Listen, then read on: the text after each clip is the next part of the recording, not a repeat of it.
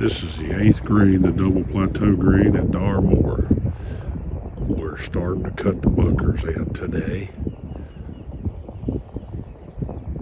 The look of the bunkers are being established, and more coming your way soon.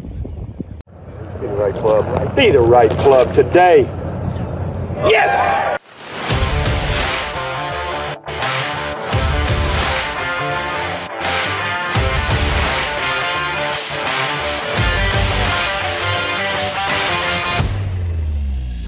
Okay, welcome to episode 9 of the Be the Right Club Today podcast. We have a great interview lined up today with legendary golf instructor Jim McLean. But before we get to that, Hal, how are you doing today? I'm good, Jamie, and you? I am doing fantastic. How are things going at the Darmore Club? Well, we've had quite a bit of rain lately, so it's slowed us down a little bit. But we're working on the road hole right now on the 17th hole, and it's going to be a fantastic finish here at Darmore. Excited about what's going on. The golf course is going to be great. Clubhouse is going up. A lot of things happening over here. Yeah, and we've got a few clips again for the start of this episode. If you're watching on YouTube, you can tune into those clips and see how the course is coming along. I'm excited for when they start putting some grass down on it, Hal. Yeah, well, right around the 1st of June, we're going to start putting the first grass down. So they're putting the irrigation in right now on 5, 6, 7. It'll continue on around, and the lake is just about finished. So the wet well is done. Pump station will be going in. As soon as we get the pump station in, we'll be looking to irrigate. So it's been a great couple of weeks of golf, Hal, in the last few weeks. We just had the Zurich, the team tournament just finished at TPC Louisiana. And then the week before, we had the event at Harbour Town. It was a designated event this year, which a lot of people initially were unsure about, having a designated event straight after the Masters. But it was a great finish with Fitzpatrick and Spieth in that playoff. How good is it to see Spieth back up there contending again?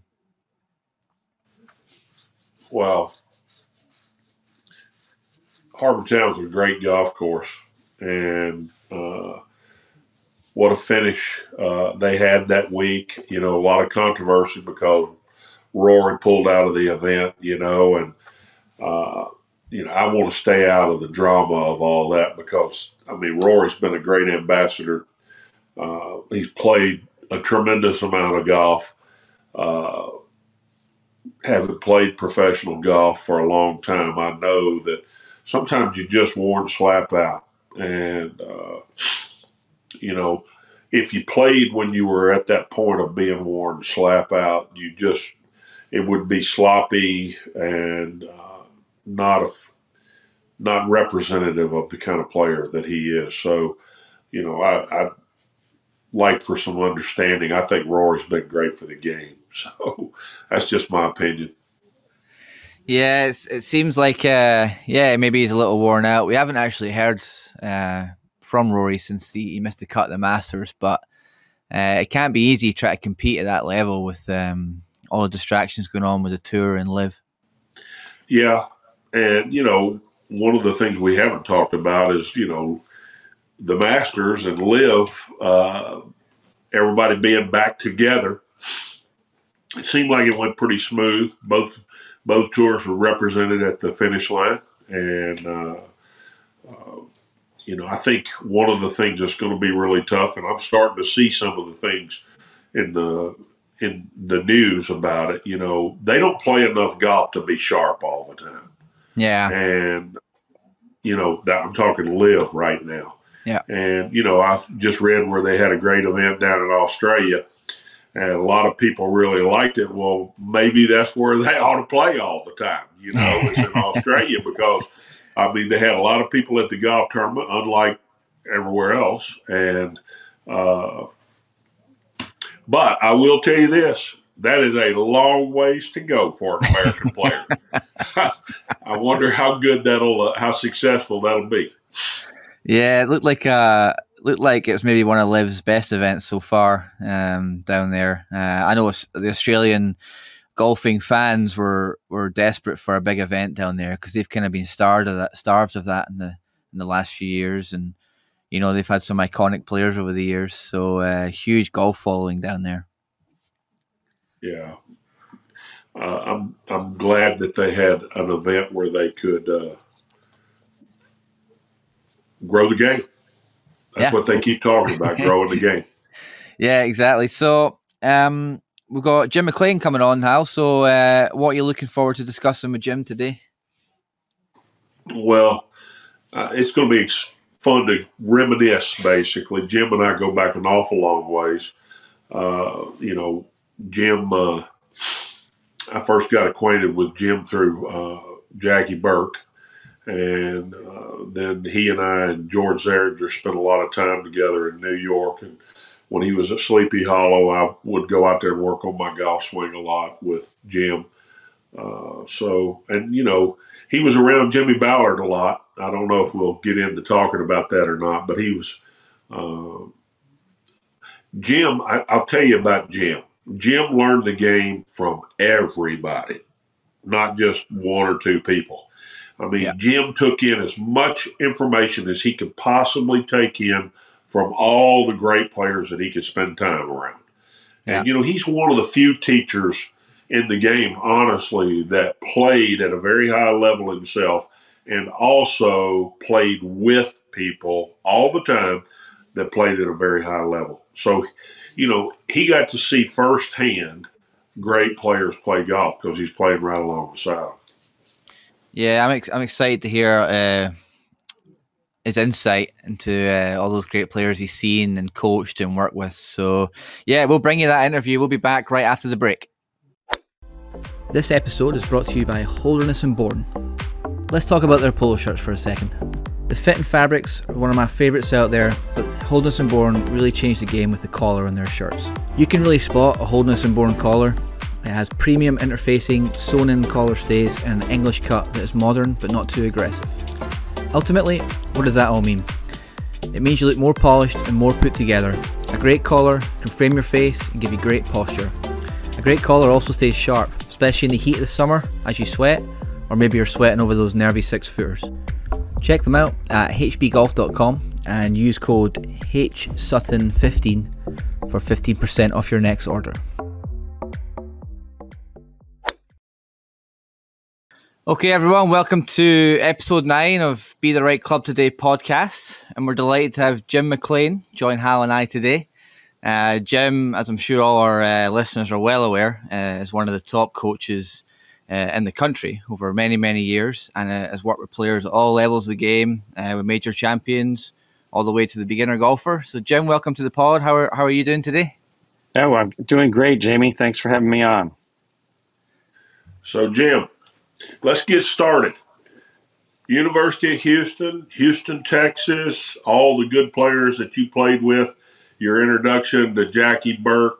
Tell us all about that.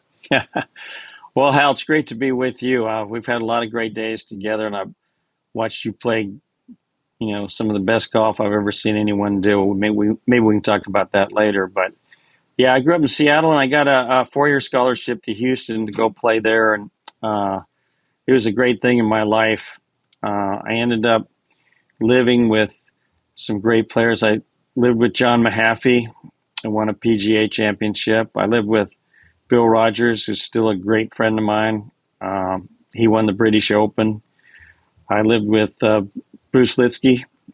And Bruce, unfortunately, as you know, Hal, I saw you at the funeral service, was one of my really great friends. One of the great players for a long time on the PGA Tour. As you know, Hal, a guy that we all wish we could be like, because he did, and it's a true thing, he didn't really practice, gifted. He played his one fade shot and could hit it a long ways and just enjoyed life. He didn't have to work at it very hard. He's just probably one of the most gifted people that's ever played the game. Fuzzy Zeller was at school with me. I didn't live with Fuzzy. Bobby Watkins was on our team. Tom Jenkins guys some people maybe forgot, but really, good tour players, tremendous college players. So I was very lucky. We had 40 guys, believe it or not, on the team at Houston, and 5 guys played. So we were in a very competitive situation. Coach Williams was probably the most famous college coach. He won the NCAA 17 times. And we had a lot of fun. 40 of us lived in the athletic dorm, and we had some crazy times and a lot of competition. We had to qualify. If you weren't on the top 5, you were qualifying to try to make the team, trying to get a chance to play. And a lot of good players came and left. One of them was Jim Simons, who was a very good friend of mine, and he ended up transferring to Wake Forest. And he was a really great player. The year after he left, he led the U.S. Open after 3 rounds. And I always used to tell Coach, man, it's a good thing we got rid of Jim Simons, because he kicked him off the team when he was a freshman for not playing good. Yeah. Yeah. Yeah. What do you think? What do you think the difference was? Why did he not play well at Houston? Hal, we came in there Jimmy was a great junior golfer. He'd already played in 2 U.S. Opens in high school. So he came in with the big name, and he was expected to play good, but you're in such a different environment coming down into Texas. He grew up in Pennsylvania, and there were some really good guys on that team, and they just kicked his ass basically every day. And he just lost a little confidence, and he was, kind of shooting 75s a lot of days. In the winter time, what it's like in Texas. It's tough, but 75s aren't going to get it. And in a meeting, Jim had stepped up to say that he wasn't going to play in some qualifying because he was getting ready to try and qualify for the U.S. Open. And Coach Williams said, well, you can just get your ass back to Pennsylvania. We don't need any more 75 shooters on this golf team, and that was the end. That was the end of it. But Jimmy always remained a great friend of mine, and he died. He's another guy that passed away early, Hal, but he was a super player, and just part of some of the crazy things that happened at the University of Houston.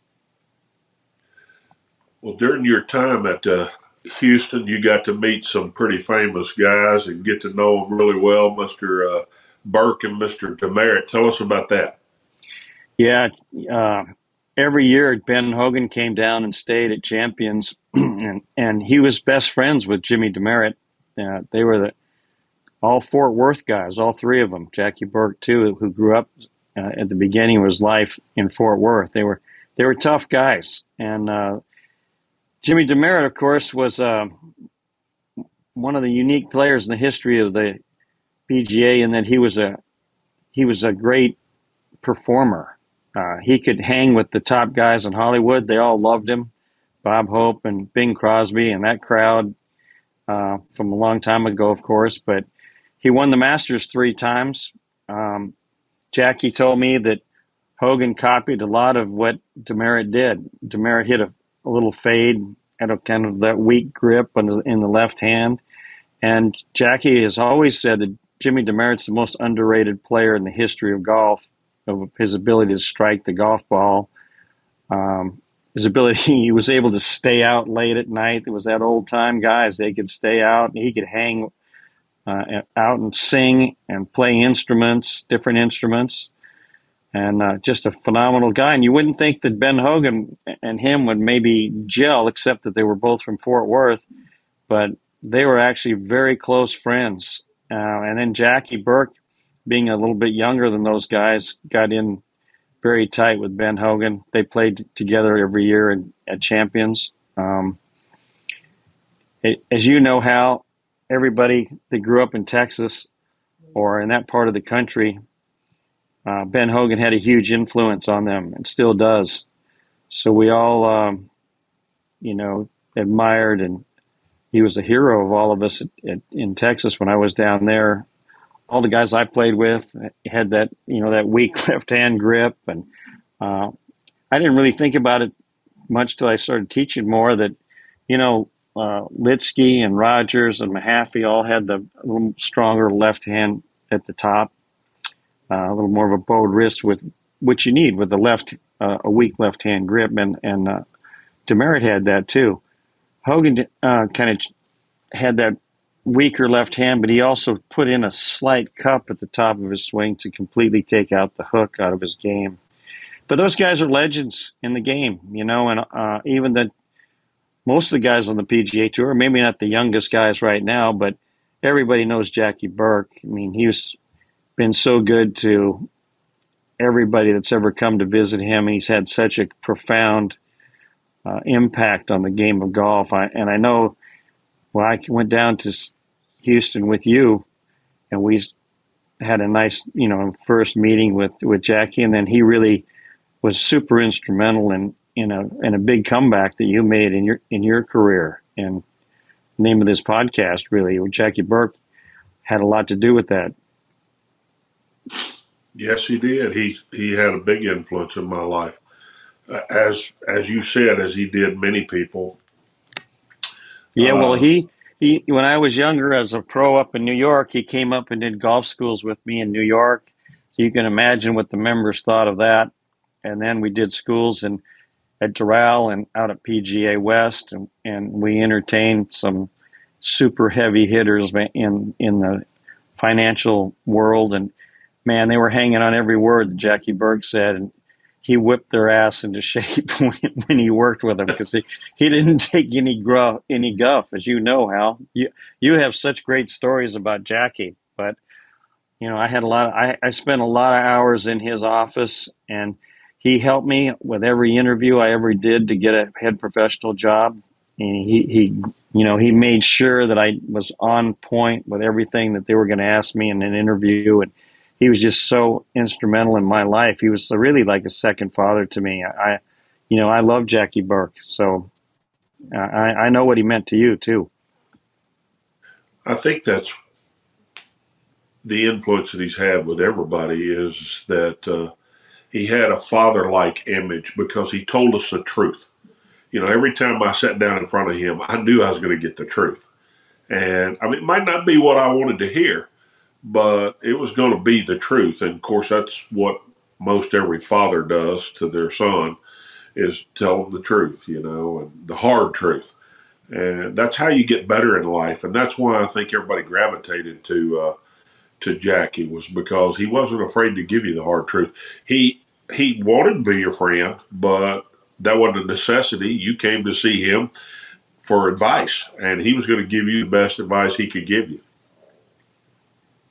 Oh, no doubt. What do you think? What are a couple of things that Jackie told you that really helped you? Well, the very first time I ever met him was when University of Houston was trying to recruit me. And, I was going to go out and play with Keith Fergus, who was playing number one for Houston at the time, and met him out at Champions. And I got there early, and coming out of the back door of the pro shop was Jackie Burke. And, introduced him, and it was nice and pleasantries. And the next day, I'm sorry, let me back up. I asked him what it was like to play the PGA Tour. And he just kind of sloughed it off and didn't give me an answer. So the next day, I was able to go back and play again. And again, I meet him coming out of the pro shop, and he just shoves me like this. And I'm like, what is this for? He said, yesterday you asked me what it was like to play the PGA Tour.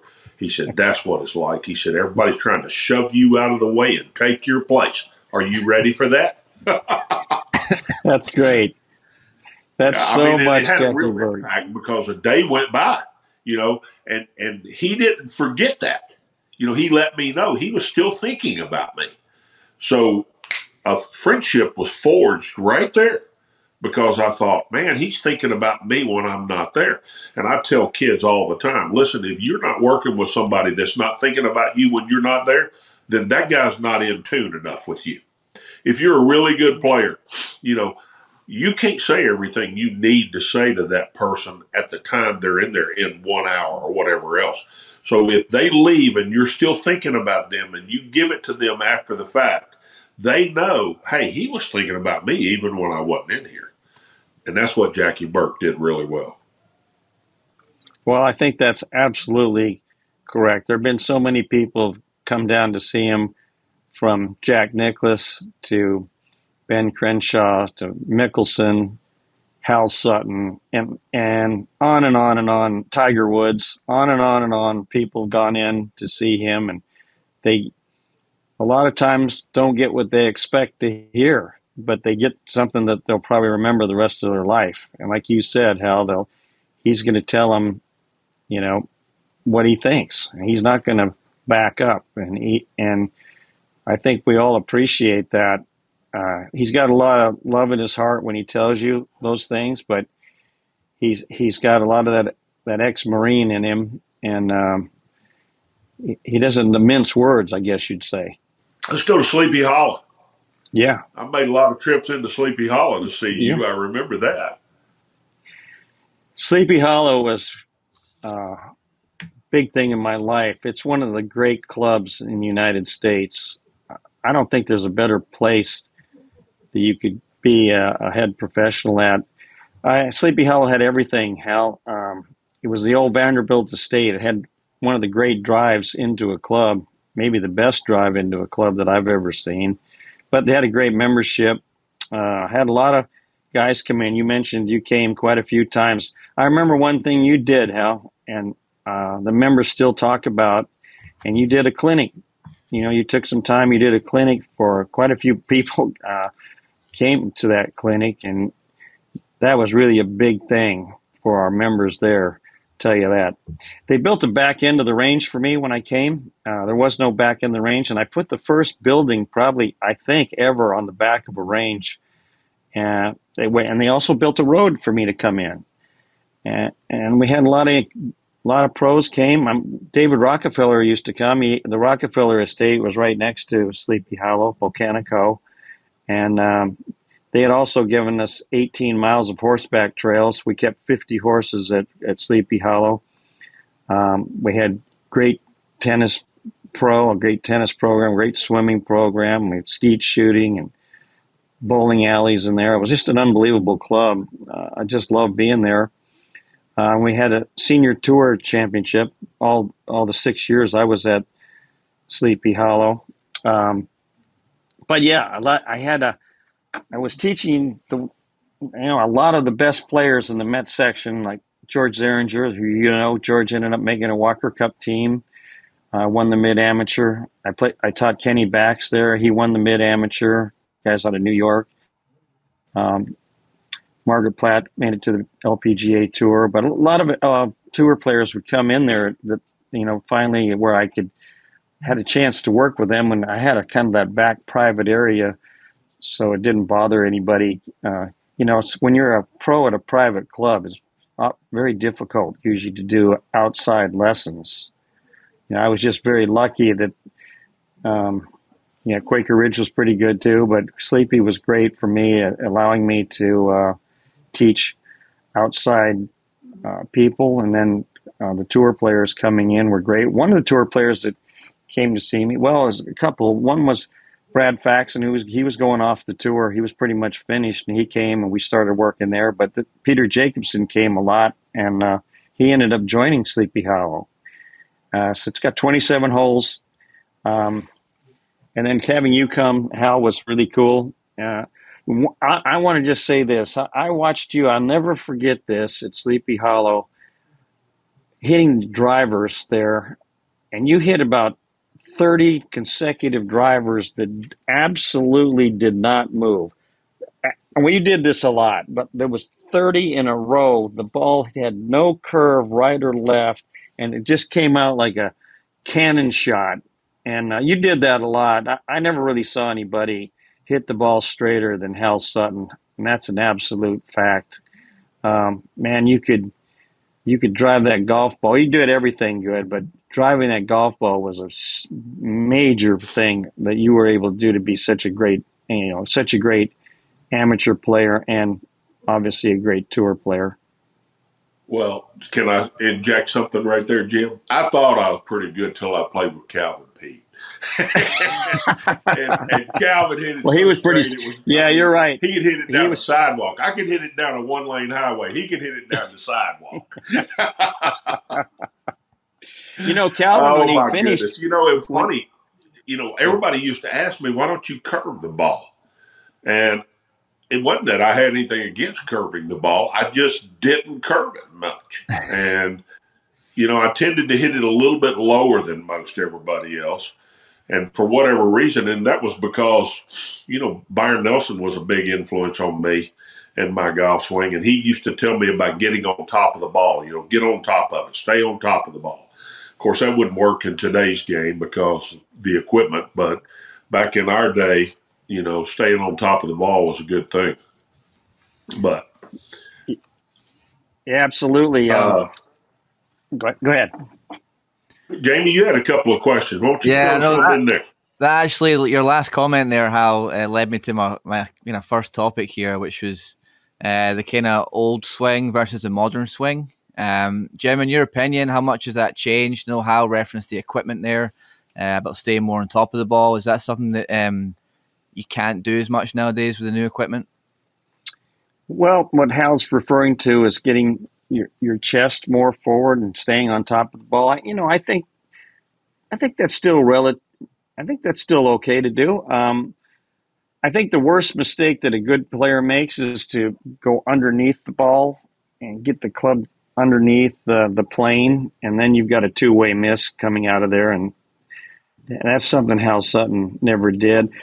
Going back to your question, the old swing, which I still teach to a lot of people, was more of the Ernest Jones, the swing of swinging the club head, more hand action, more release, teaching people to hit a draw, a hook. They like when you went to see Mr. Pennick, Harvey Pennick, and people like that, and Jackie Burke. You would teach people to learn to draw it. And then after you did that, when you got to be maybe a much better player, you could go back to maybe hitting the fade. Mm-hmm. Hal was able to hit it straight, and he also referred to Calvin Pete. There have been a few people. Annika Sorenstam is another one to just hit it so straight. We've always been taught the hardest shot in golf is a straight ball. But there's been a few people, not too many that I've watched in my life, that really consistently hit the ball pretty dead straight. Most players play either a draw, like McIlroy drawing it, or John Rahm fading it to kind of eliminate one side of the ballpark.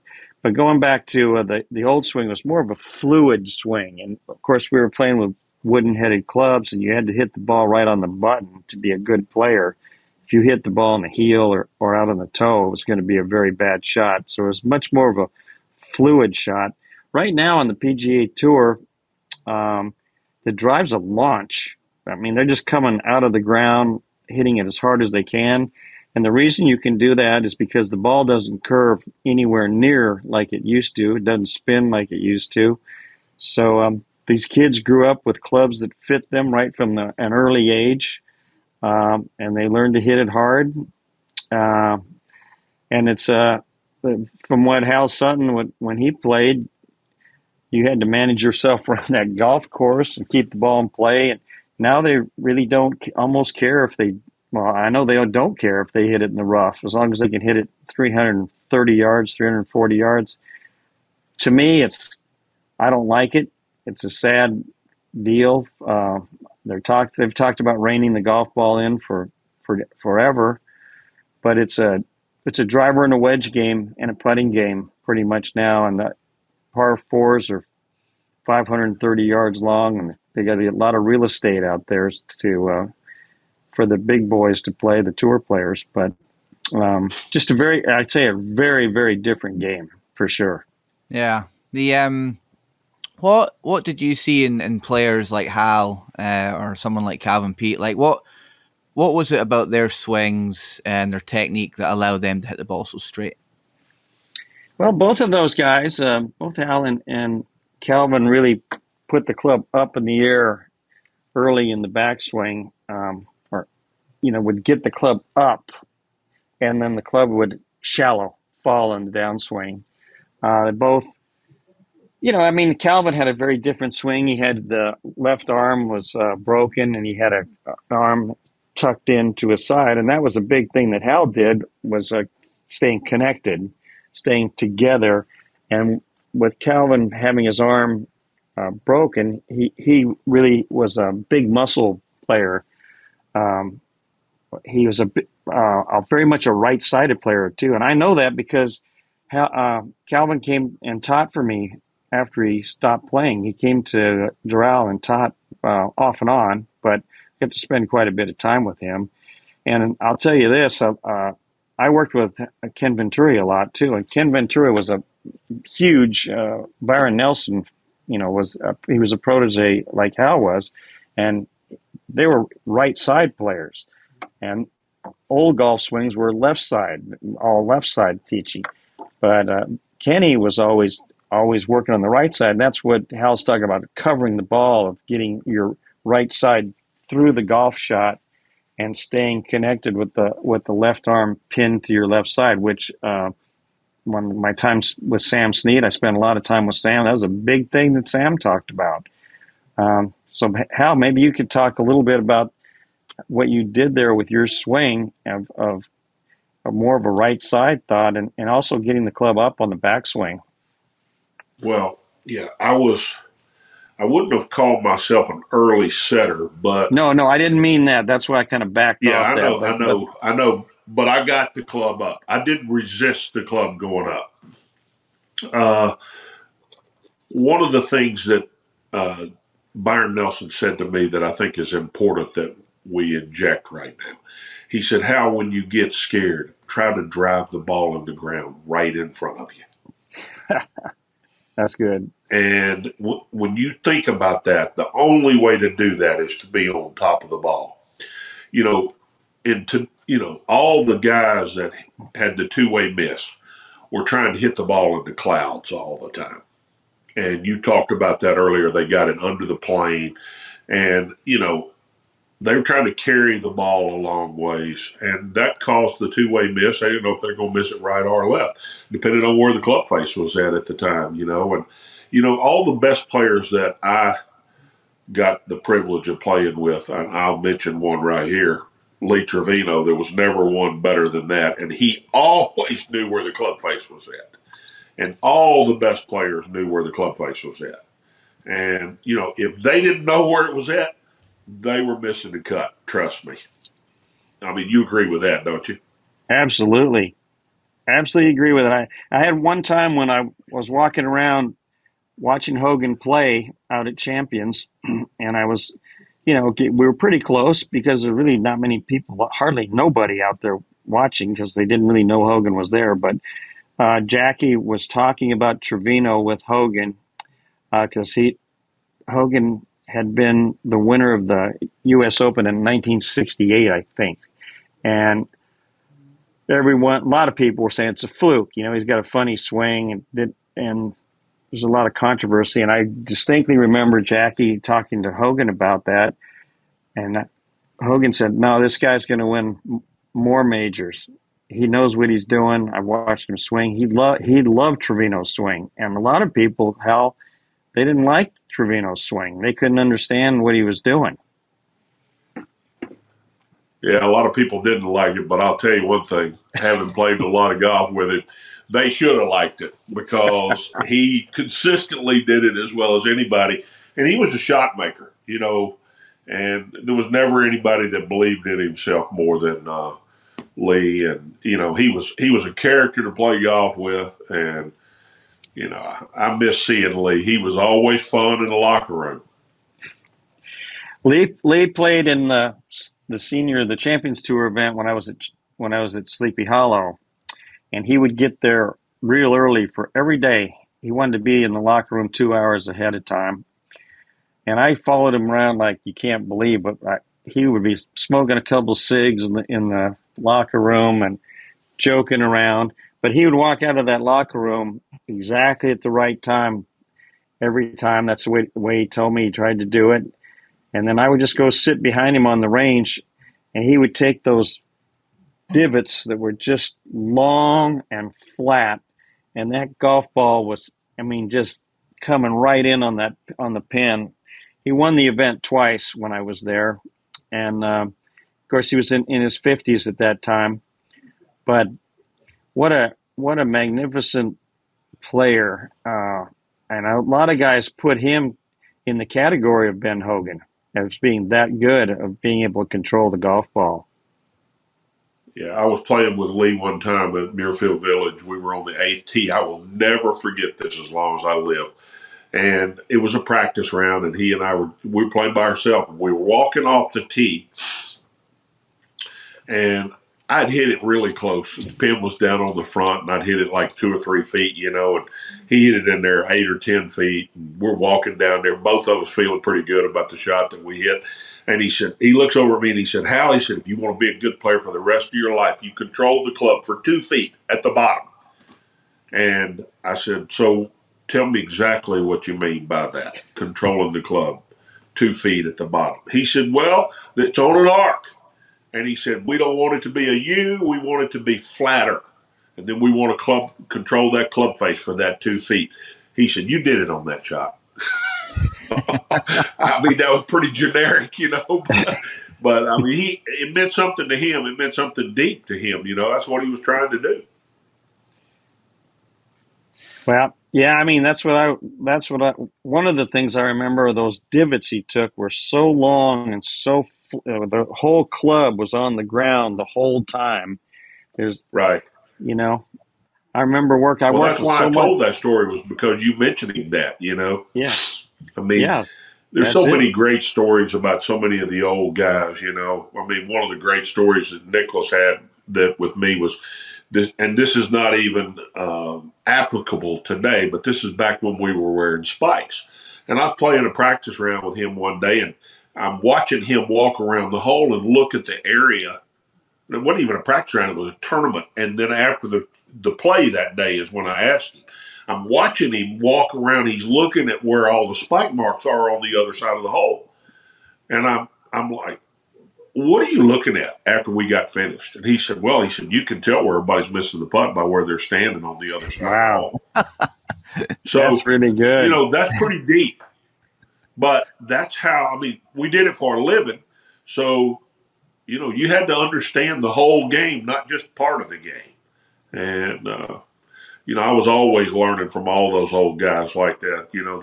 They'd done it for a long time. And, in today's world, I don't know if it's this way or not where everybody else is at, but, I don't see the young kids wanting to know much that we knew. And, it's like, get out of the way. We'll show you how it's done. And I was always, you put me in the presence of Byron Nelson, Jack Nicklaus, Ben Hogan. I was in Ben Hogan's office several times. I wanted to know what they had to say. I wanted to know what Lee Trevino thought. I wanted to know what Raymond Floyd was a big influence in my golf career. One of the great competitors of all time was Raymond Floyd. He probably got more done with less than maybe anybody on the tour.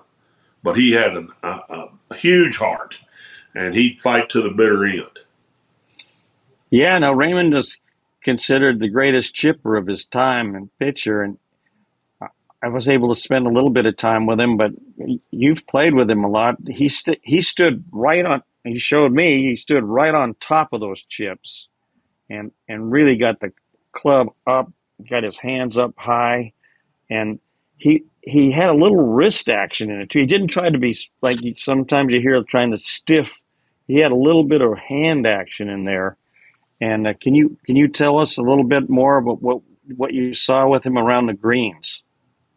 Well, Raymond was an incredible chipper and pitcher of the ball. He used all the clubs. He didn't just use wedges. He liked getting the ball on the ground as quick as he could get it on the ground. But I wouldn't say that a lot of people could have taken his technique and done as well as he did with it. So, one of the things that I think, since you're on here and you're one of the great teachers in the game, I'm going to say this, and then you tell me whether I'm right or wrong on this. Not every swing fits everybody. And, just because you see somebody be successful with something doesn't necessarily mean that that's applicable to your own game. So, what I try to tell kids is let's look for your best version of you instead of what somebody else does. And we try to implement that into your game. What do you think about that, Jim? Well, Hal, that's the centerpiece of the teaching that I work on with all the guys that work for me, is I don't box them in and tell them how they're going to teach a method, teach the same thing to everybody. Because I had the fortunate chance that a lot of teachers, I see young teachers, they hadn't played, and they hadn't played with a lot of great players. So I at least had the opportunity to play with a lot of great players, not just the guys I played with at Texas, but Lanny Watkins and Johnny Miller and, Hubert Green. I could go on Hale Irwin. I played with a ton of guys myself. And I knew in my teaching, I had to come up with a way of doing golf schools, because we have to be singing off the same sheet of music in a golf school. But there's a lot of room, certainly in the backswing. Jackie always talked about, the backswing is almost, it's good to have a good backswing, but when you look at the PGA Tour of all the different ways, like we talked about, Calvin Peete took the club actually inverted on his backswing, so vertical going up. And then Matthew Fitzpatrick and Bruce Litsky, for example, are taking it way inside on their backswing, or Sam Snead. So there's a lot of ways to play, like you said. You referred to that 2 feet at the bottom. I always say it's waist high to waist high, that you've got to have a neutral swing path to be a good player. You could be a little inside out or a little bit outside in, but you got to be really good coming through impact. You got to be able to hit the center of that club face consistently. When I worked recently with Russell Henley, he was hitting some hooks in proper times. Times when it really meant something. He wasn't doing it all the time, but he had that fear a little bit. And the number one thing I saw when I worked with him was he was hitting it just slightly on the toe. And Hal, you probably like this story. He said, "Well, what do I do?" He said, because I'm marking it, and he's for weeks, hitting it. He would tend to hit it on the toe. And I said, "Well, how about if you let's just line it up more into to the heel of the club, into the hosel, put it in there close like that." And he said, "Well, can I do that?" And I said, "Well, Jack Nicklaus did it. Yeah, of course you could do it." So he just, it's such a simple thing. It wasn't any profound teaching with Russell, but we just moved the ball more into the heel at address. And then he started hitting the center all the time, So sometimes it's a real simple thing with a great player like you, Hal, or when you're working with somebody, but it's not just changing their swing to look like a model. I can tell you that. That's for absolute certainty. So, golf's a game. Fuzzy Zeller had an entire career of lining up in the hosel of the club. So he put it, outside the hosel. He put it out there like it was going way back. Dudley Weissong, I'm sure it's been beyond your time, but he used to put the ball on the completely inside the hosel, and Fuzzy did that. And Fuzzy told me, I played with Fuzzy a number of times, and after he'd won the U.S. Open, I played with him up in Kentucky, and I said, "Fuzzy, what's your number one thought?" And he said, "I feel like there's a red dot right on the hosel of my club, and when I come down, I'm bringing that dot right at the ball." So, that's something I never heard anybody say. And like what you did with Trevino and some of the other examples you've said, sometimes, it's an unbelievable or a different thought that these great players have. It's a feel that they have, and it may not be real, as we've all, we all say feel's not real, but the truth is it's real to them. And that's what's working for them. And the camera will tell us the truth. In my opinion, we've got TrackMan and we've got all these radars and everything that measures everything now. But I still think the high-speed cameras do more for the game than anything else. because they tell the truth. They show you right where you're at. And, you can get an average player to look better if you take the ball away from them, because the ball owns them. If you take the ball away and say, okay, let's exaggerate all these fields and let's see how good you can be, they look like a tour player in 10 minutes because the ball's not causing them to interfere because they're trying to produce a result. All they're trying to do is work on their golf swing. So that's good. I hope everybody out there is listening to that. You can do a lot better if you move the ball out of the way.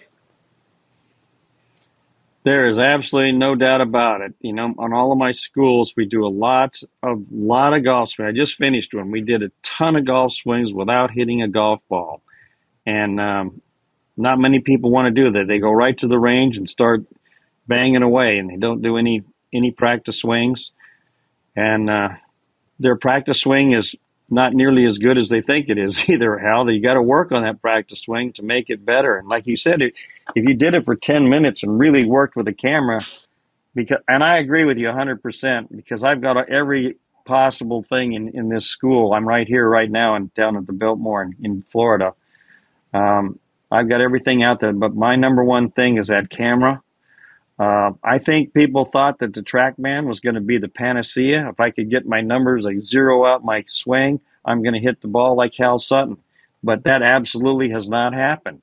And it's a one nice device to have. We're using Foresight quads right now, but a lot of the tour players, which people don't know, they don't know this when they see them maybe at a tournament using a TrackMan or a quad. They're really just getting their distances. They're not going through all those numbers. You got 15 different parameters they're thinking about when they're swinging, because you can't play with all that information in your head. No, that information is really for the teachers, and the minute the player gets bogged down in it, then their tension sets in and everything else. So let's talk about this. You're at the Biltmore Hotel at Coral Gables, if I'm right. Am I right? You're right. Yep. Okay, so I'm going to take you back a long ways. 1973, 234, I played an Orange Bowl Classic there at the Biltmore Hotel. And it's changed a lot since then. There was actually a fence around it and nothing but the pro shop in the back for the golf course, because they had not redone the hotel at that time. But one of the grand places in America, the Biltmore Hotel. Yeah, well, thanks, Al. I spent 26 years at Doral, as you well know, and we had some good times down there, too. I love Doral. But I moved over here to the Biltmore. They've treated me great. It's a beautiful place. Coral Gables is right next to the University of Miami here and pretty close to the city of Miami. So, I've also got a school over at Miami Beach, Miami Beach Golf Club.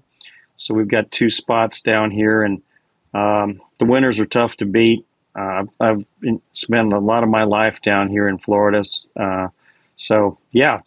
been great. We've got a great team of teachers here, and it's been unbelievable how busy golf is right now. We're in a big boom time, similar to like it was back in the 90s, but golf has really exploded, and it's been a good time to be in the game. Well, Jim, we appreciate you being on Be the Right Club today. You and I go back a long ways, and George Zeringer, great friend of ours. You mentioned his name earlier. I miss those days. We're not going to have those days anymore, but we got them in our head, don't we? We do. I can't even imagine. We can't even get into all the fun times we've done together. We've had a lot of great times, and I cherish them, Hal. I cherish those times, and I also never forget watching you hit a golf ball, because it was an awesome sight, man. Thanks for having me on.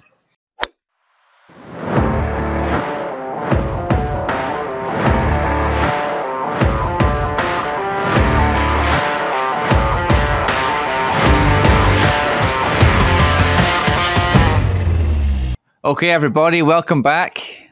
That was a superb interview with Jim. I could have listened to those stories. As I said at the end of the interview, I could have listened to those stories all day. Hal, what were your biggest takeaways from that?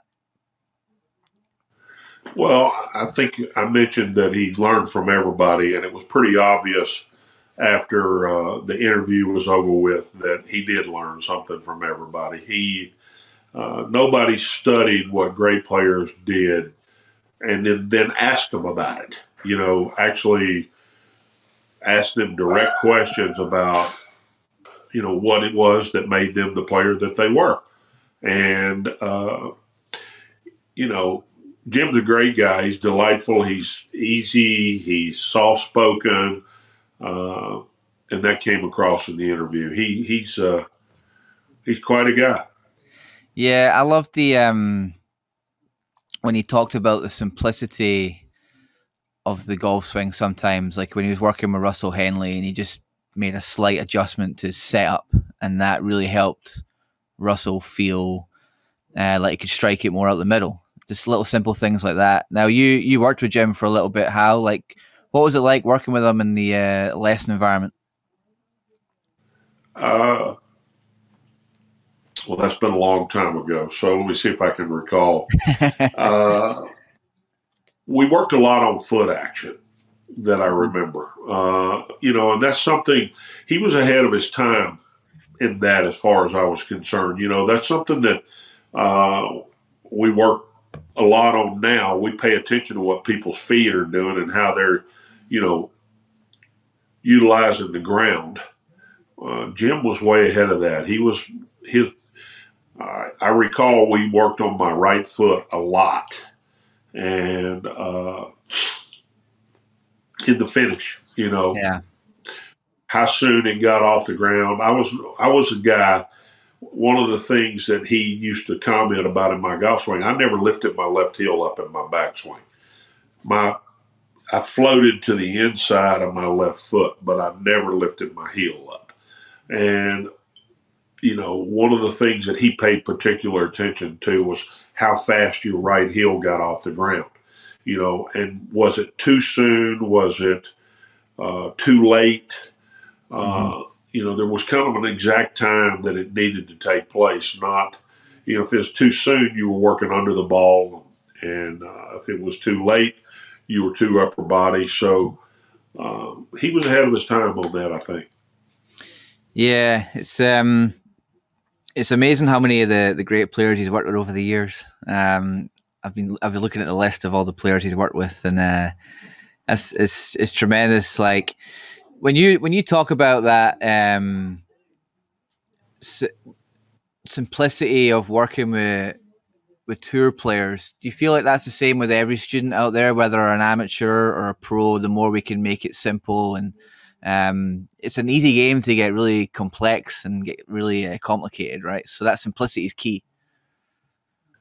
Well, I think we're in a difficult time right now as far as teaching is concerned, because people want to get their money's worth, and sometimes that's more information than they can actually handle. Yeah. And, it's not this as well as anybody does, Jamie. This is not a one lesson and done type thing to be the player that anybody that's listening to this podcast dreams about being. It's a journey to get there. And how quickly you get information has something to do with, and in the order that you get it has something to do with how long or short your journey will be.